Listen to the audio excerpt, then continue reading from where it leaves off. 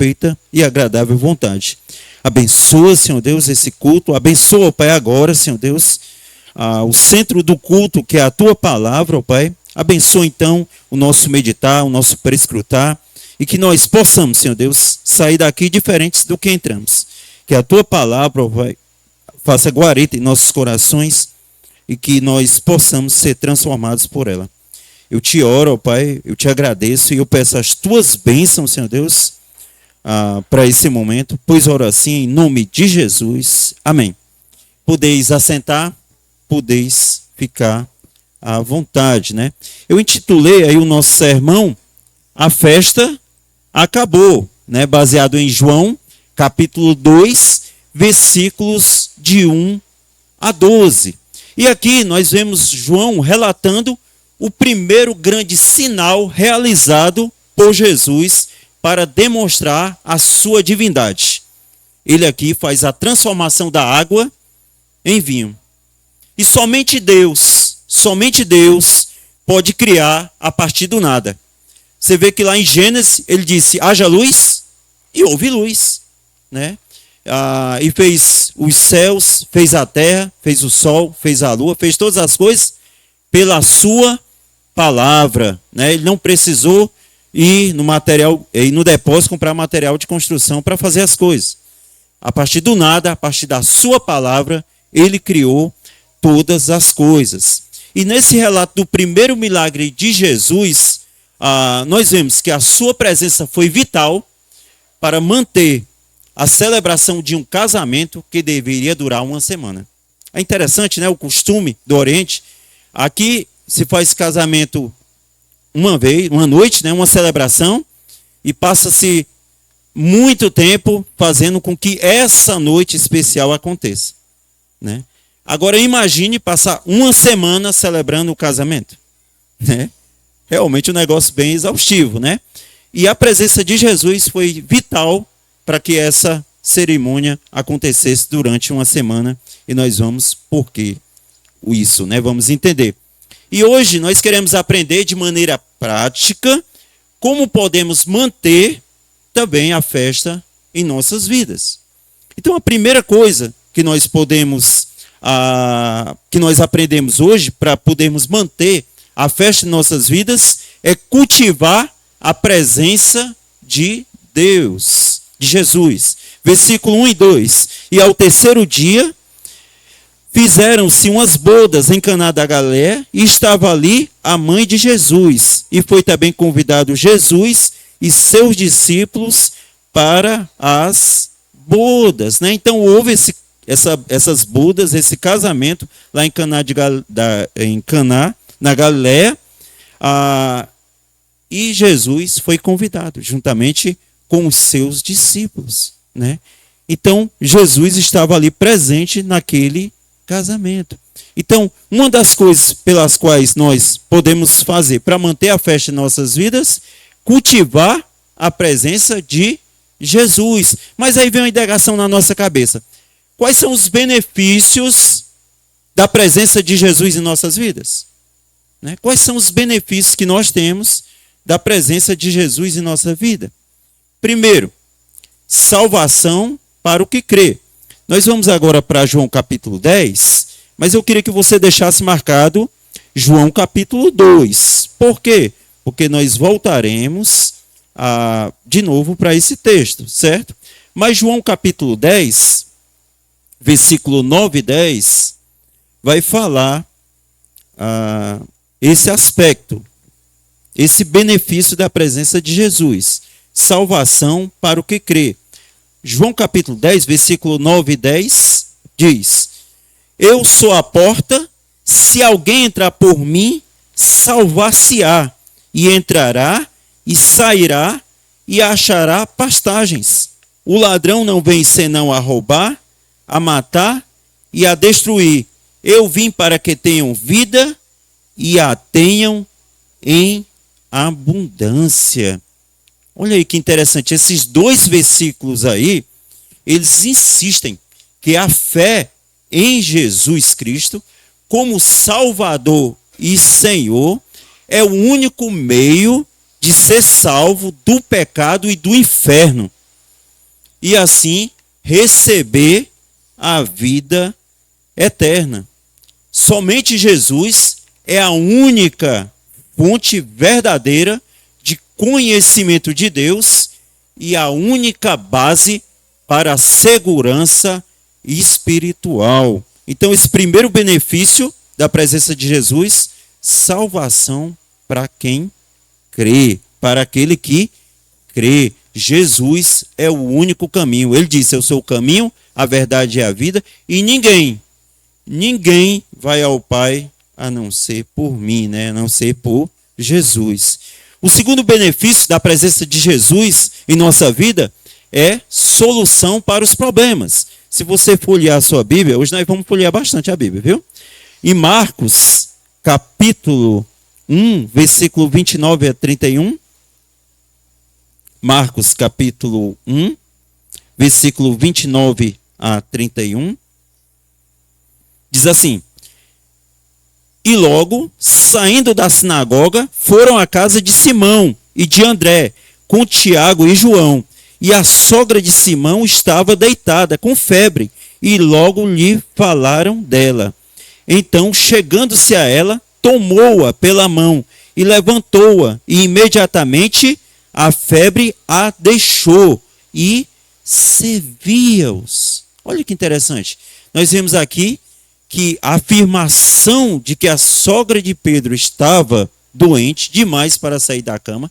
E se a gente pegar o relato lá de Lucas, disse que ela estava com uma febre muito alta, e isso sugere que a doença era grave e que ela corria risco de vida, né? Aquela doença poderia custar a vida daquela mulher. Então ali estava um grande problema. A sogra de Pedro estava muito doente e essa doença provavelmente poderia levá-la a óbito. Mas Jesus chega lá e o que ele faz? Ele pega na mão dela, ele a ergue e diz que agora todos aqueles sintomas desaparecem. O benefício da presença de Jesus ali naquele momento foi solução para aquele problema que ali estava acontecendo. O terceiro benefício da presença de Jesus em nossa vida é a paz para a nossa alma. Aí em Marcos ainda, no capítulo 4 agora, versículo 35 a 39, diz assim: e naquele dia, sendo já tarde, disse-lhes: passemos para o outro lado. E eles, deixando a multidão, o levaram consigo, assim como estava, no barco. E havia também com ele outros barquinhos. E levantou-se grande temporal de vento, e subiram as ondas por cima do barco, de maneira que já se enchia. E ele estava na polpa, dormindo sobre uma almofada. E despertaram-no, dizendo: mestre, não se te dá que pereçamos? E ele, despertando, repreendeu o vento e disse ao mar: cala-te, aquieta-te. E o vento se aquietou e houve grande bonança. Quando nós pensamos nas tempestades, normalmente a tempestade, ela tem o seu auge, mas depois ela vai, aos poucos, vagarosamente ela vai diminuindo até que ela seja totalmente dissipada. Mas, quando o Criador dá ordem, os elementos naturais dessa tempestade cessaram imediatamente. E ali trouxe uma paz para aqueles homens que estavam aflitos, porque pensavam que naquele momento eles perderiam as suas vidas. Eles ficaram desesperados com aquela situação, mas Jesus trouxe paz para a alma daqueles homens. Jesus traz paz, apesar das nossas tribulações, apesar das coisas difíceis que nós passamos, que nós enfrentamos. Jesus, um dos benefícios da presença de Jesus na nossa vida é a paz que ele dá para a nossa alma. O quarto benefício da presença de Jesus em nossa vida é coragem para viver. Você está em Marcos, volta lá para João, né? Só que nós vamos para o capítulo 20. Mas deixa marcado 2, viu? Que nós vamos voltar para lá. João capítulo 20.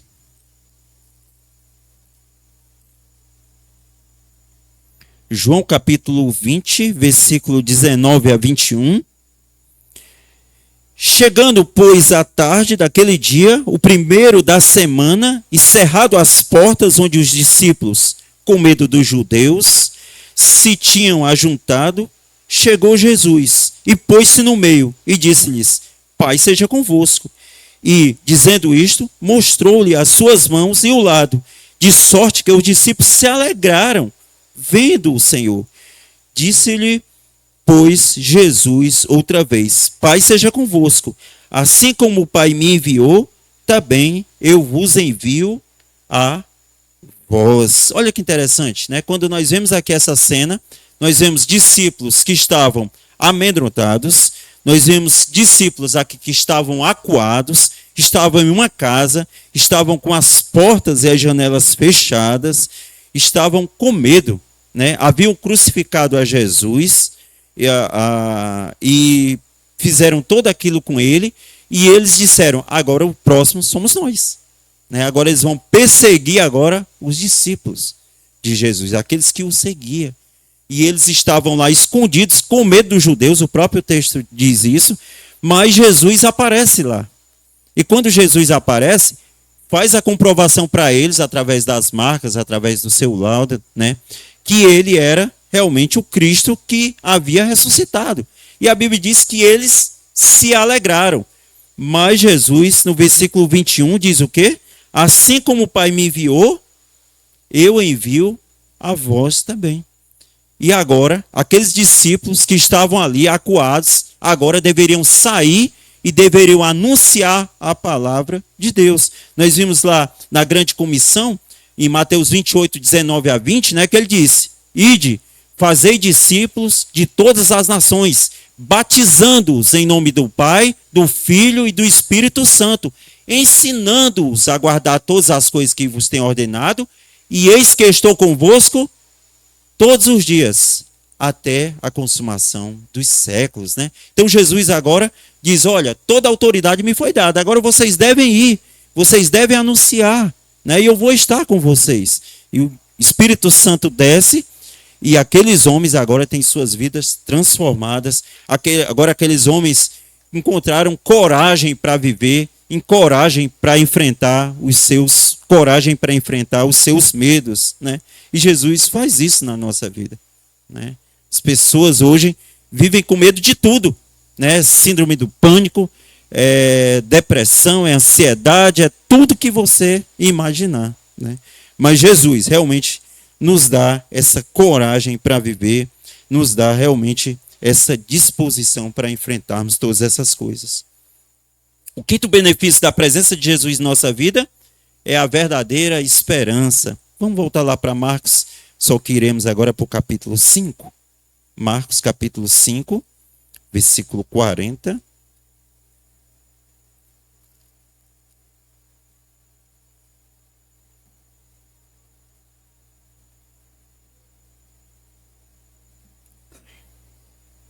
Marcos 5, 40, 42. E riam-se dele. Porém ele, tendo-os feito sair, tomou consigo o pai e a mãe da menina, e os que com ele estavam, e entrou onde a menina estava doente. E, tomando a mão da menina, disse-lhe: Talita cumi, que traduzido é: menina, a ti te digo, levanta-te. E logo a menina se levantou e andava, pois já tinha 12 anos, e assombraram-se com grande espanto, né? Olha que interessante. A filha de Jairo estava terrivelmente doente, né? E Jairo vai atrás de Jesus. E Jairo era um dos principais da sinagoga. E Jesus vem com ele. Só que no meio do caminho aparece uma mulher com fluxo de sangue. E a mulher agora toca em Jesus. Jesus agora se vira, quer saber quem tocou, né? E Jairo, eu imagino o coração de Jairo, né? Disse: ora, a multidão não deixa ele andar. Essa mulher ainda vem com essa história aí. agora que esse homem não vai chegar lá, né? Eu imagino a aflição de Jairo, né? Mas quando eles estão chegando lá, eles disseram, olha, a menina já morreu, né? Mas Jesus, não, vamos lá, né? Quando Jesus chega lá, encontra que quadro lá? A gente vê aqui no versículo 38, né? Diz que havia alvoroço, choravam muito e pranteavam, né? Por que as pessoas estavam daquele jeito? Porque elas elas estavam convencidas, elas tinham certeza da natureza irreversível da morte daquela menina. Eles estavam pranteando, estavam chorando, porque o atestado de óbito já havia sido dado. Aquela menina estava morta, né? E Jesus chega e diz, olha, não fiquem assim, ela está dormindo. Né? E a Bíblia diz que eles riram de Jesus. Mas eles riram de Jesus, não foi como o cearense disse, como o cearense diz, né? Mangar, né? Eles não mangaram só de Jesus, mas eles insultaram a Jesus. A palavra é mais forte, né? Eles fizeram hora, como diz o cearense, né? Tá bem? Fizeram hora com a cara de Jesus, né? E Jesus manda todos saírem, só pega os 3 discípulos que tinha comunhão mais íntima com ele, pega os pais da menina e ele agora faz com que aquela menina que estava numa situação sem solução, Jesus Cristo agora é a verdadeira esperança, ele ressuscita aquela menina. Eu imagino a cara daquelas pessoas que debocharam de Jesus, né? Como devem ter ficado surpresa, né? Mas nós podemos ver que Jesus, ele vai dar esperança onde não havia mais qualquer sombra, onde não havia mais qualquer esperança. Esses são os benefícios da presença de Jesus em nossa vida. Mas aí vem uma segunda pergunta na nossa cabeça. Como cultivar, então, a presença de Jesus em nossas vidas? Pelo menos nós temos aqui 3 passos. O primeiro passo está em João 14, 23.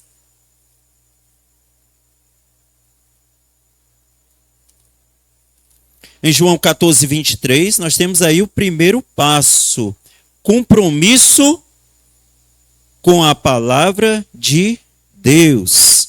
Diz assim João 14, 23. Jesus respondeu e disse-lhe, se alguém me ama, guardará a minha palavra, e meu Pai o amará, e viremos para ele, e faremos nele morada. Olha que interessante, Jesus aqui ele enfatiza a necessidade da prática habitual de obediência à sua palavra, como uma evidência do amor que os crentes têm a ele e ao Pai, né? Então, uma evidência desse amor a Deus, uma evidência desse compromisso com a palavra de Deus, se dá por obediência mesma. A obediência à palavra de Deus demonstra esse compromisso e esse amor que nós temos, que devemos ter para com Deus. O segundo passo, para que nós possamos cultivar a presença de Jesus em nossas vidas, está em Mateus 18, 20. Que é compromisso com os que têm compromisso com a palavra, né? Primeiro, compromisso com a palavra de Deus. E agora, compromisso com os que têm compromisso com a palavra de Deus. Como assim? Vamos ver aqui. Mateus 18, versículo 20. Porque onde estiverem 2 ou 3 reunidos em meu nome, aí estou eu no meio deles, né? Então, onde estiver 2 ou 3 reunidos concordando, Jesus diz que vai também estar nesse meio. Mas tem outro versículo aqui, no Salmo 119, versículo 63, que vai falar como essas pessoas, como deve ser o compromisso dessas pessoas para com o Senhor Jesus e como nós devemos ter compromisso com quem tem compromisso com a palavra dele. Salmo 119, versículo 63, companheiro sou de todos os que te temem e dos que guardam os teus preceitos. Companheiro sou de todos os que te temem. Aqui o Salmo fala de uma harmonia entre aqueles que tinham um verdadeiro compromisso com Deus e com a sua palavra.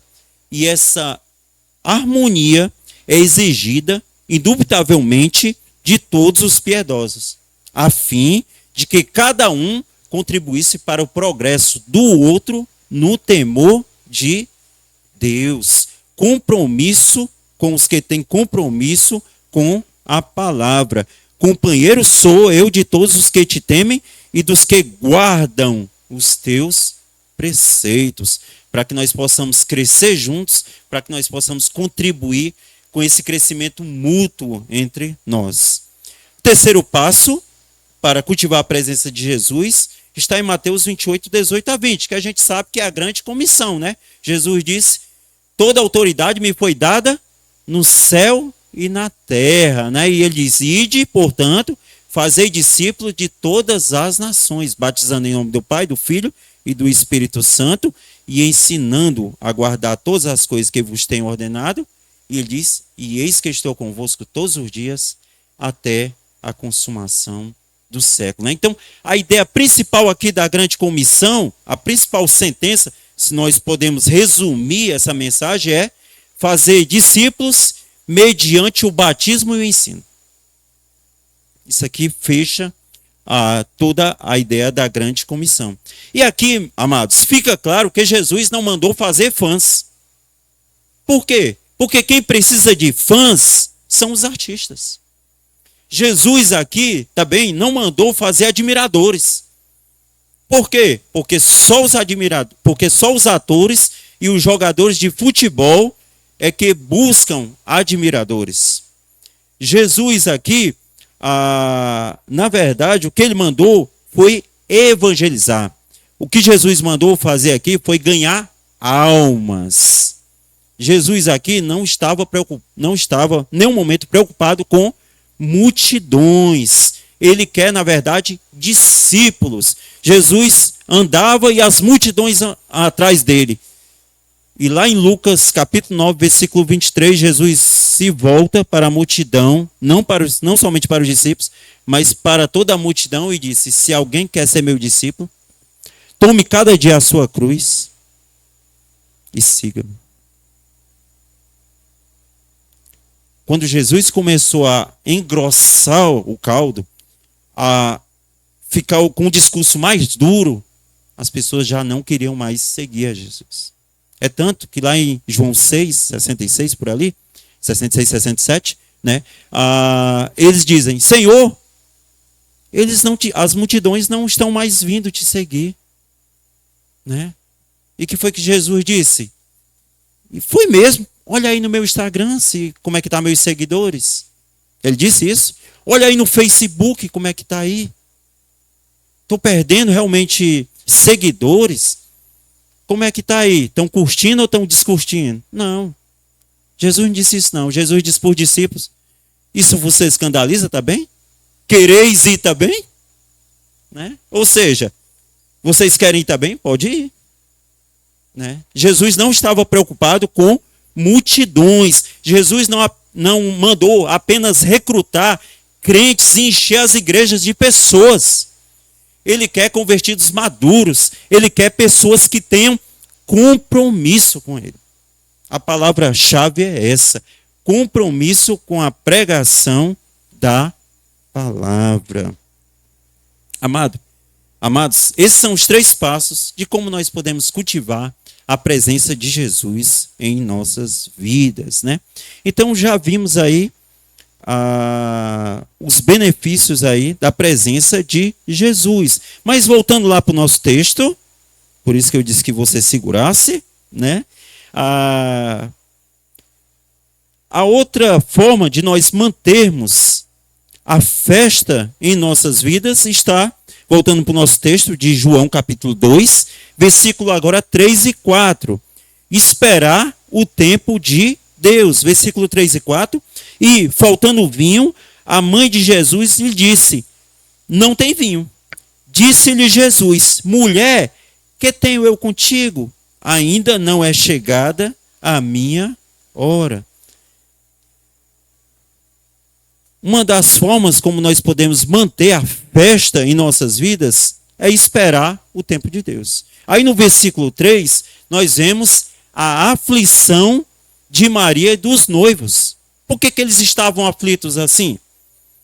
Porque a falta de vinho ia representar um vexame para o noivo. Por quê? Porque a responsabilidade financeira do casamento era do noivo. E a celebração durava uma semana. Começou na segunda, é para terminar na sexta, mas na quarta faltou vinho. Que vergonha ia ser para o noivo. Né? Então os noivos ficaram o quê? Angustiados. Os noivos ficaram como? Aflitos. E Maria também. Normal. Né? E Maria então vai a Jesus e diz: não tem vinho. Né? No versículo 4, nós vemos então a resposta de Jesus. Jesus diz o quê? Mulher, que tenho eu contigo? Aí você diz: vixe, peraí. Como assim? Jesus foi rude dessa forma? Né? Mulher, que tenho eu contigo? Né? Você fica admirado, né? Já pensou se você dissesse isso para sua mãe? Você leva a mão nos beijos, né? Como diz o pessoal, né? Mas na verdade, né? A expressão mulher é uma expressão de respeito.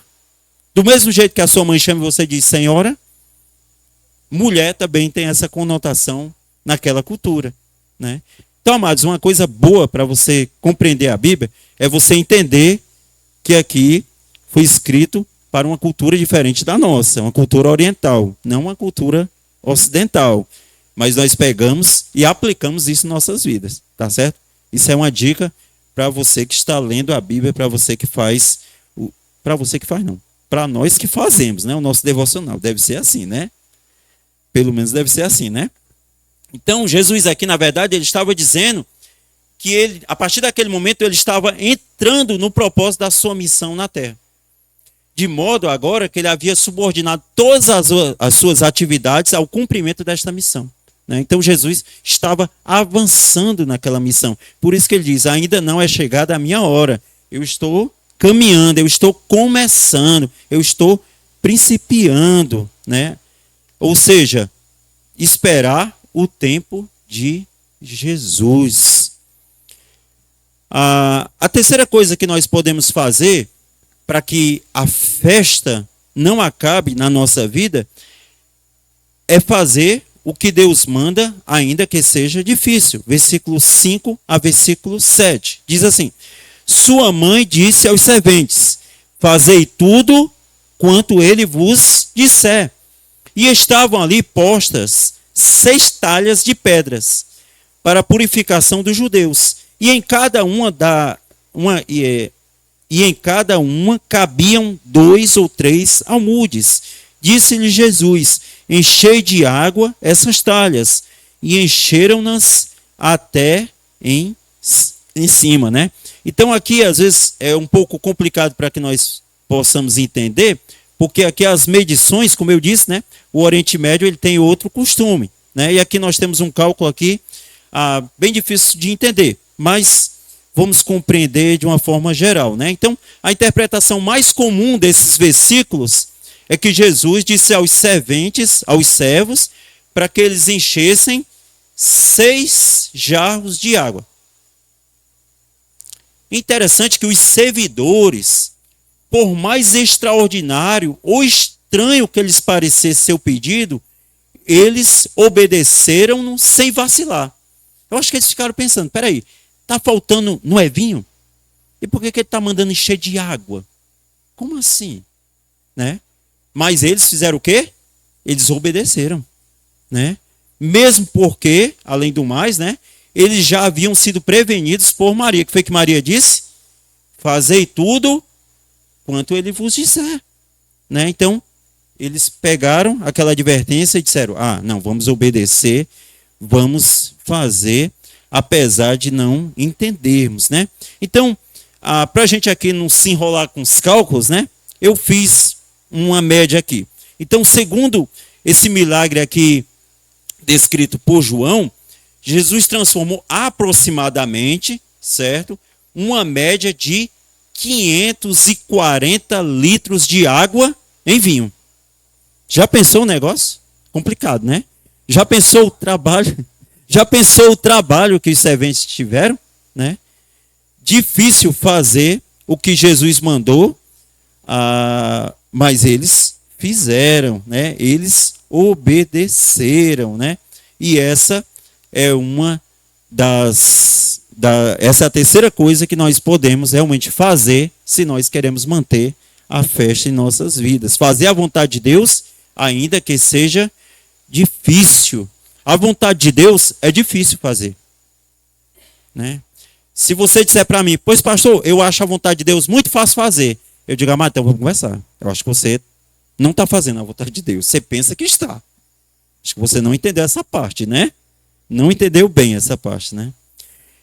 A quarta coisa que nós podemos fazer para que a festa se mantenha em nossa vida é crer que Jesus é o Deus do impossível. Versículo 8 a 10, vamos ler aí. E disse-lhes, tirai agora e levai ao mestre-sala. E levaram. E logo que o mestre-sala provou a água feita vinho, não sabendo de onde viera, se bem que o sabiam os serventes que tinham tirado a água, chamou o mestre-sala ao esposo e disse-lhe, todo homem põe primeiro o vinho bom, e quando já tem bebido bem, então o inferior, mas tu guardaste até agora o bom vinho. Olha que interessante, né? A presença de Jesus, a presença do Senhor da vida, que dá a verdadeira alegria, transformou toda aquela cena. Os recursos antes inadequados e insuficientes para suprir as necessidades do homem, agora se tornaram abundantes. Os recursos que tinham sido limitados e que representavam uma verdadeira ameaça à alegria do homem, agora jorravam em rica profusão. Os recursos que eram menos do que o melhor, o inferior, agora são o melhor de Deus para o homem. Que foi que o mestre-sala disse para o noivo?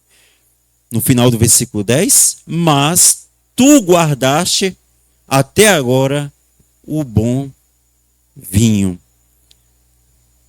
E aí, amados, é evidente que o desapontamento do homem faz parte do desígnio de Deus. Como assim? Primeiro, a insuficiência do homem é satisfeita pela suficiência e adequação divina.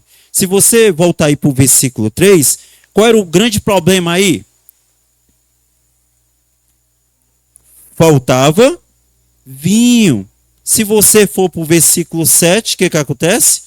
Jesus manda encher aquelas talhas, eles encheram aquelas talhas, e agora o que acontece no versículo 10? Ele diz que todo homem põe primeiro o vinho bom, e quando o pessoal já tem bebido bastante, então serve o inferior, e o noivo havia guardado até agora o bom vinho, né? Então agora aquilo que faltava tem em abundância e tem em qualidade. 2. A tristeza se transforma em alegria.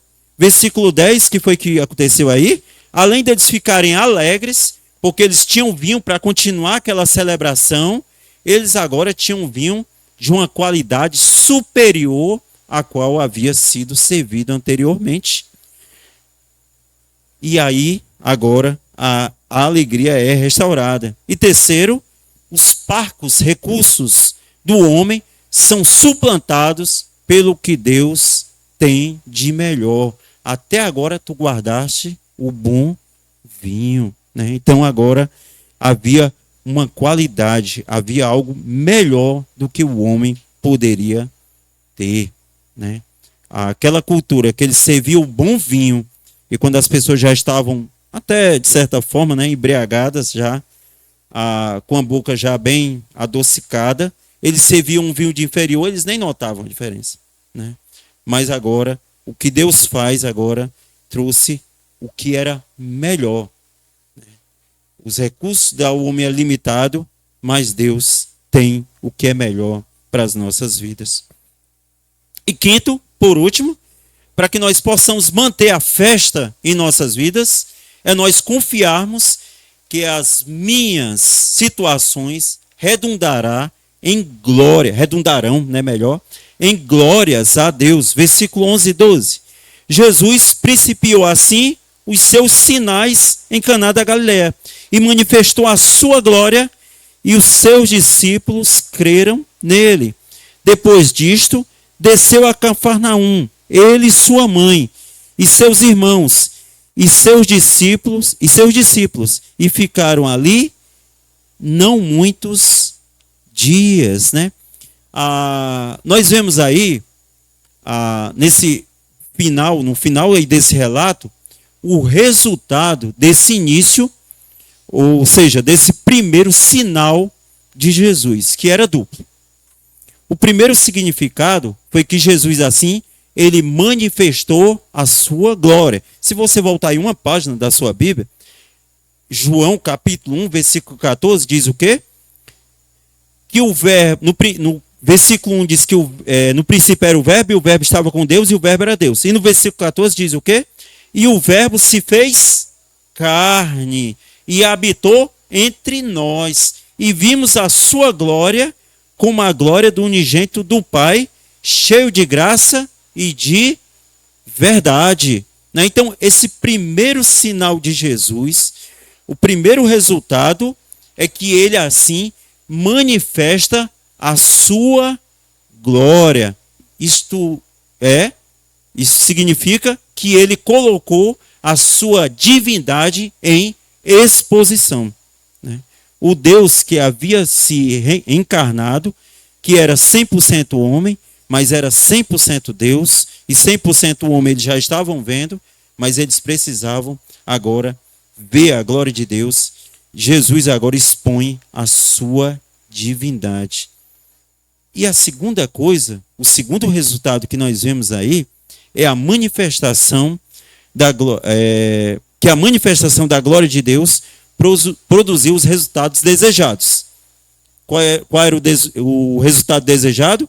E os seus discípulos creram nele. Se você pegar aqui versículo 11, né? Diz assim: Jesus principiou assim os seus sinais em Caná da Galileia, né? Foi o primeiro sinal que ele fez. E o que foi que aconteceu? Ele manifestou a sua glória, né? E depois, principal resultado, segundo resultado, e os seus discípulos creram nele. Esse relato aí dos discípulos poderia ser perfeitamente traduzido da seguinte forma: e os seus discípulos depositaram nele a sua fé.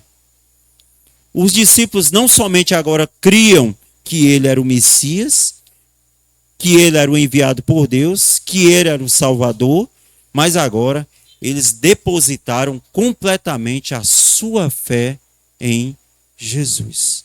Eles agora estavam absolutamente certos de que Jesus era esse Messias. Eles depositaram então nele a sua confiança. Para nós concluirmos, nossa conclusão,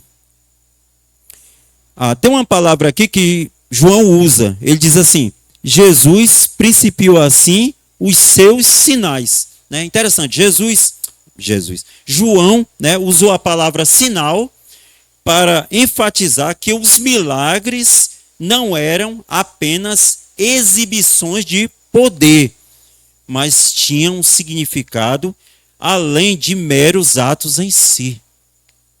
Então, os sinais, o sinal que Jesus fez aqui não eram os sinais que são feitos hoje.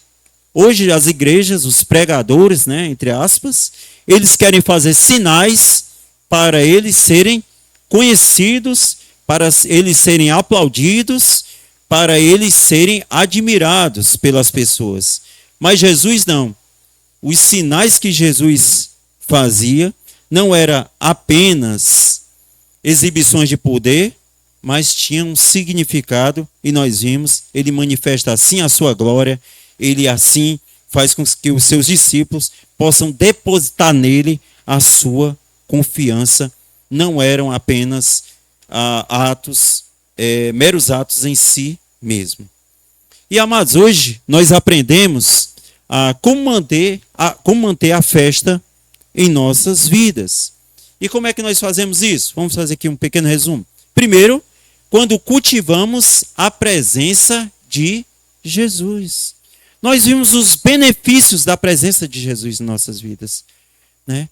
E quando nós pensamos como nós podemos cultivar essa presença de Jesus, nós vimos também 3 passos, né? Compromisso com a palavra, compromisso com aqueles que têm compromisso e compromisso com a pregação da palavra, né? Os benefícios de Jesus em nossa vida faz com que nossa vida seja transformada.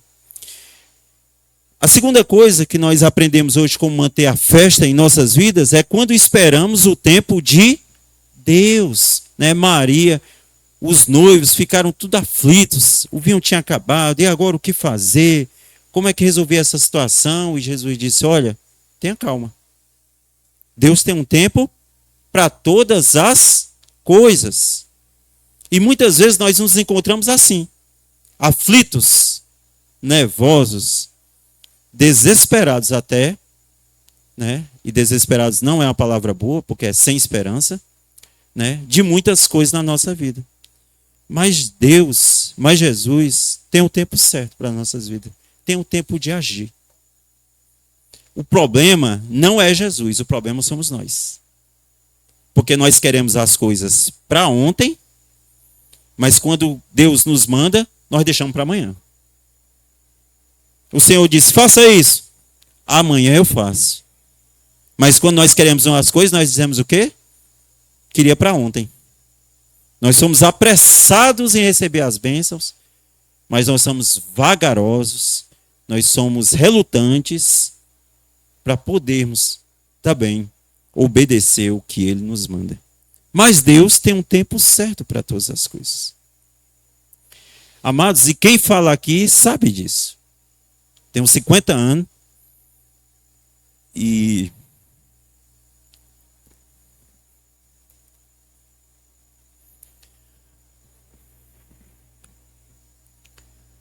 já passei por muitas coisas difíceis na minha vida, mas eu sei que Deus é fiel e que nós podemos esperar o tempo dele, porque ele é fiel.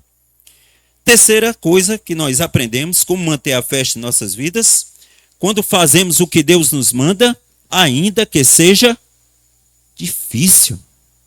Há coisas na nossa vida, há coisas que Deus quer das nossas vidas que é muito difícil fazer.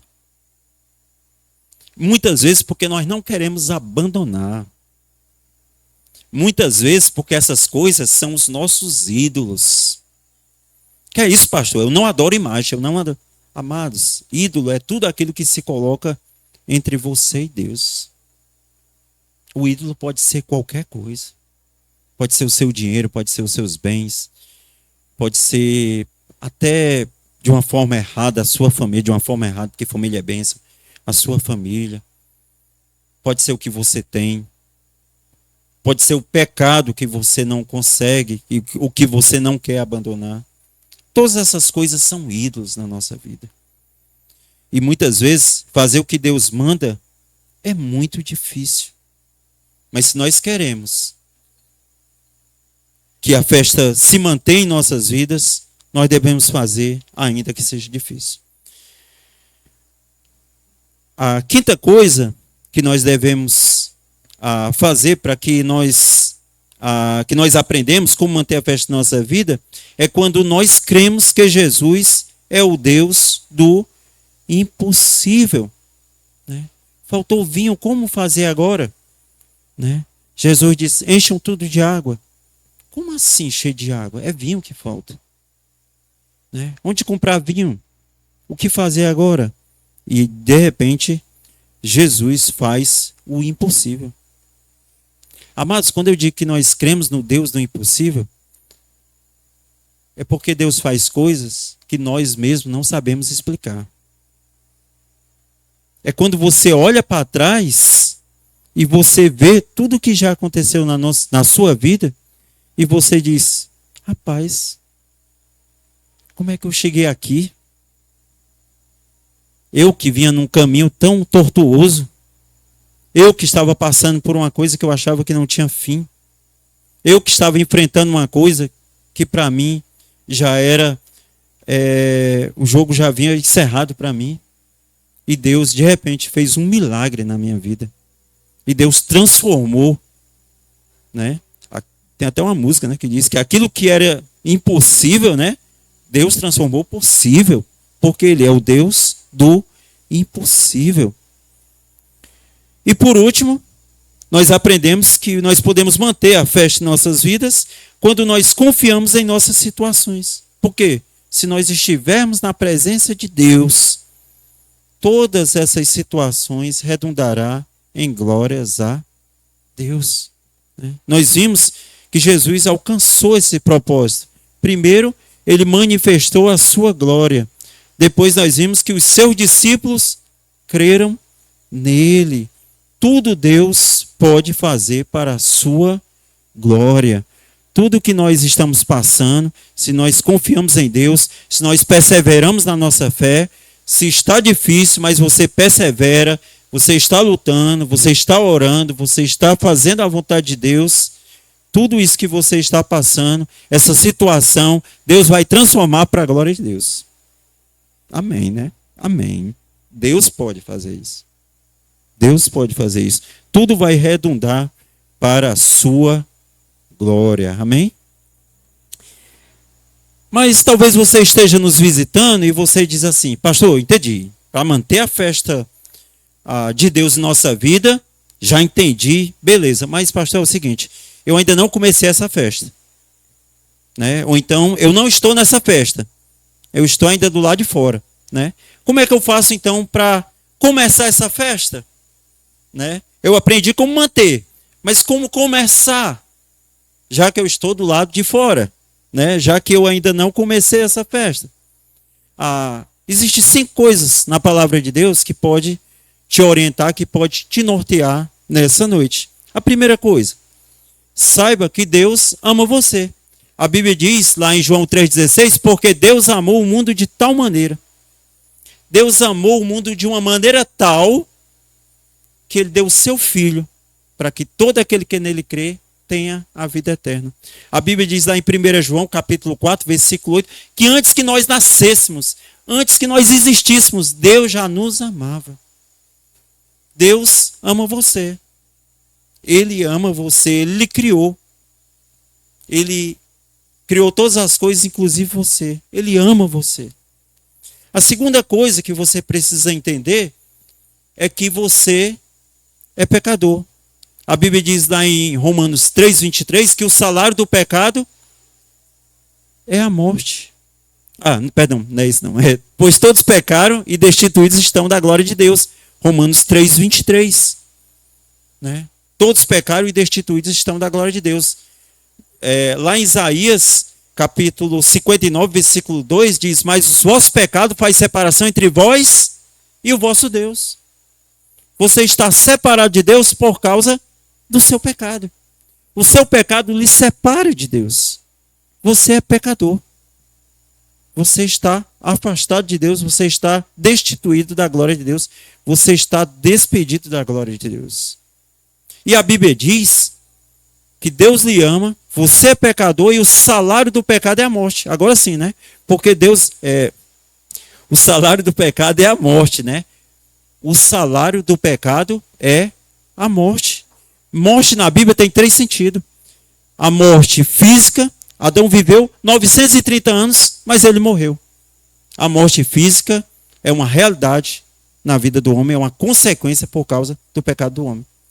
A morte espiritual, a Bíblia diz lá em Efésios que ele nos ressuscitou, estando nós mortos nos nossos delitos e pecados. O homem nasce morto espiritualmente, o homem nasce separado de Deus. E a morte eterna. Um dia Jesus vai voltar, vai julgar esse mundo, e aquele que não tiver Jesus será lançado no lago de fogo, separado de Deus, eternamente separado de Deus, banido da presença de Deus e de tudo que é bom. Então a Bíblia diz que o salário do pecado é a morte. Mas nós vimos lá no começo que Deus nos ama, né? Então ele viu nossa situação. Ele nos ama, sabe que nós somos pecadores, que nós estamos condenados ao à morte eterna, ao inferno por causa do nosso pecado, e ele tem uma solução para isso. Ele enviou Jesus para morrer no nosso lugar. Lá em Romanos 5,8 diz: mas Deus prova o seu amor para conosco, pelo fato dele ter dado Cristo Jesus para morrer em nosso lugar. Para morrer por nós. Ele foi o nosso substituto. Ele tomou a cruz que era nossa. Ele morreu a nossa morte para que nós pudéssemos viver sua vida. O amor de Deus, a solução para o pecado do homem é Jesus Cristo. E ele deu Jesus, porque essa é a prova do amor de Deus. Deus nos ama, nós somos pecadores, o salário do pecado é a morte, a solução de Deus para o pecado do homem é Jesus Cristo. E por último, amado, a salvação pode ser sua. A Bíblia diz lá em Romanos 10, versículo 9 e 10, se com a tua boca confessares a Jesus como Senhor, e em teu coração creres que Deus o restou dentre os mortos, serás salvo. Visto que com o coração se crê para a justiça e com a boca se faz confissão da salvação. Então, quando o homem crê em Cristo, ele tem a vida eterna. Jesus disse: eu sou o caminho, a verdade e a vida, e ninguém vem ao Pai senão por mim. Lá em João 11, 25, também ele diz: eu sou a ressurreição e a vida. Aquele que crê em mim, ainda que morra, viverá. Aquele que crê em Jesus tem a vida eterna. Não vai ter quando morrer, não.